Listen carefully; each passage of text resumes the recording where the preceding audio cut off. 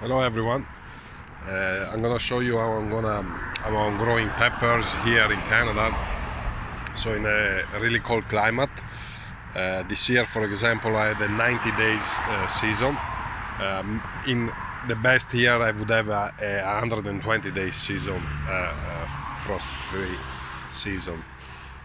This year, the last frost was somewhere in June, like June 6, 7 or 8, and our first frost we already had it a couple of weeks ago. Now we are at the end of September, so I already had a couple of frosts.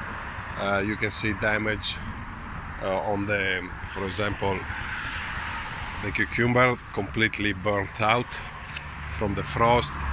The zucchini, you can see damages here and there.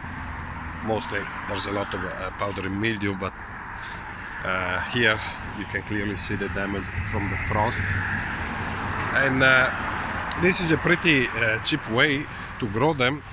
It's a crop that actually make even sense economically. I grow for pleasure, but peppers and as well as eggplant, for example, they are quite pricey in stores, at least here in Canada, where they are mostly imported. And so it makes sense because all you need is like basically some hoops, and I repurpose some PVC conduit and a 6 mil plastic, and this one is gonna last me.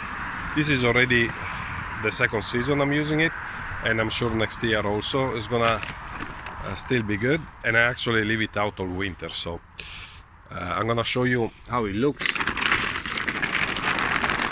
underneath, and I'm gonna harvest a bunch and show you. So inside here it's actually quite warm when there is a sun, so it's always important to vent at least the corner.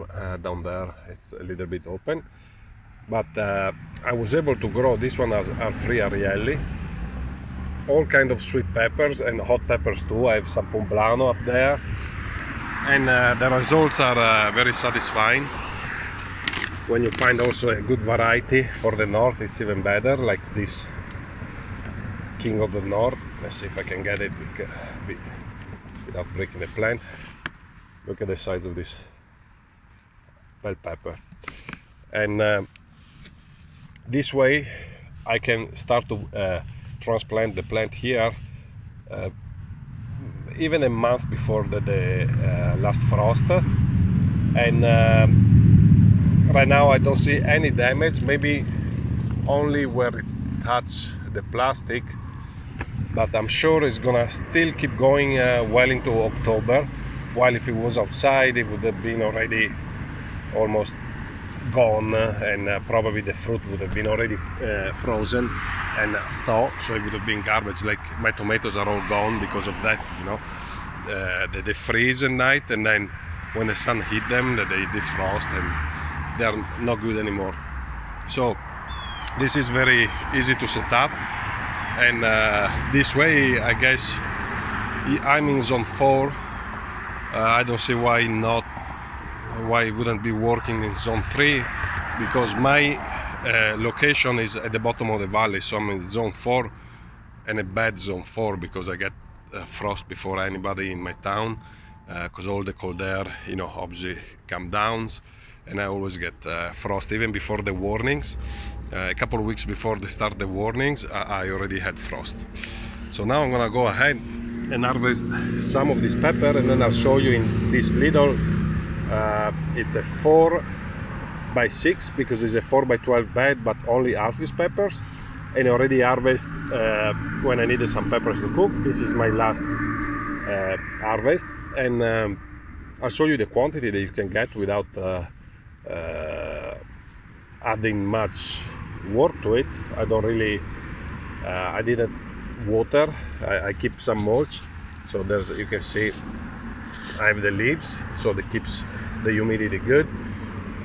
The dome also, as you can see, keeps the humidity in, And when there's a nice big rain, I open the plastic so that they get nice and soaked, and that's about it. Then you just have to you know, make sure that they are staked. Depends on the variety. This one, it's a short sturdy plant. I didn't really need to put the stakes, but let me show you now. I'm gonna show you what I can get here as a harvest. Here's my harvest today. I have a bunch of bell peppers, like I show you this one, nice and big. I have many that I pick green.